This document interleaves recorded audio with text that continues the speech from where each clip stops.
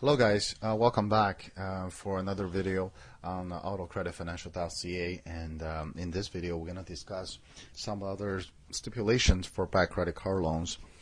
And one of the big questions we often get is, do I need a down payment or not when I apply for these loans? The answer to that is not necessarily.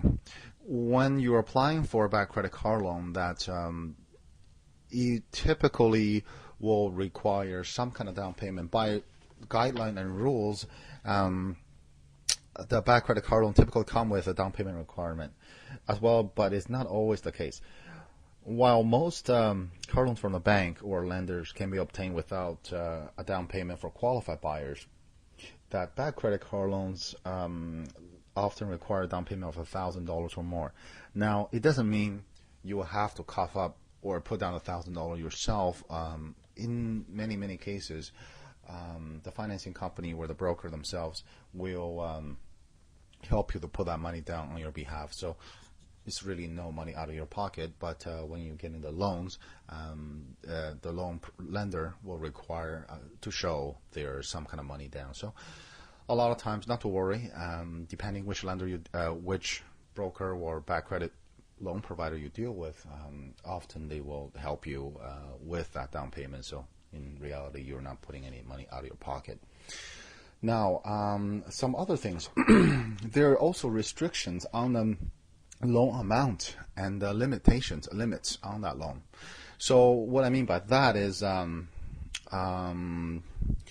let's see, there is a section, I believe, on our website. It will give you a pretty good explanation of that. In here we go, loan amount and limits. Debt to income ratio, or DTS ratio, plays a big part in the loan.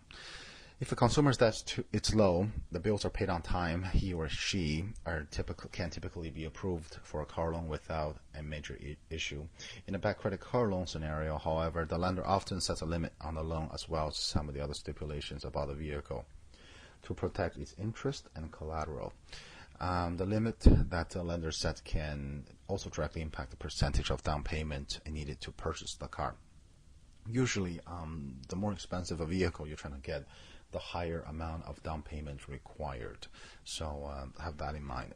Other stipulations include, because a bad credit card loans comes at a high risk of default, the lender will make certain stipulations in regards to the year, make, and model of the car.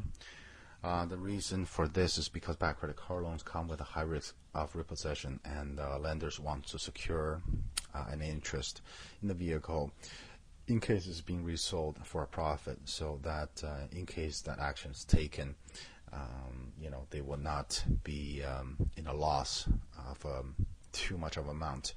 Another thing to consider is usually people don't understand this. It's newer model cars, let's say a 2005 Nissan Sentra versus a 2002 Nissan Sentra, same car.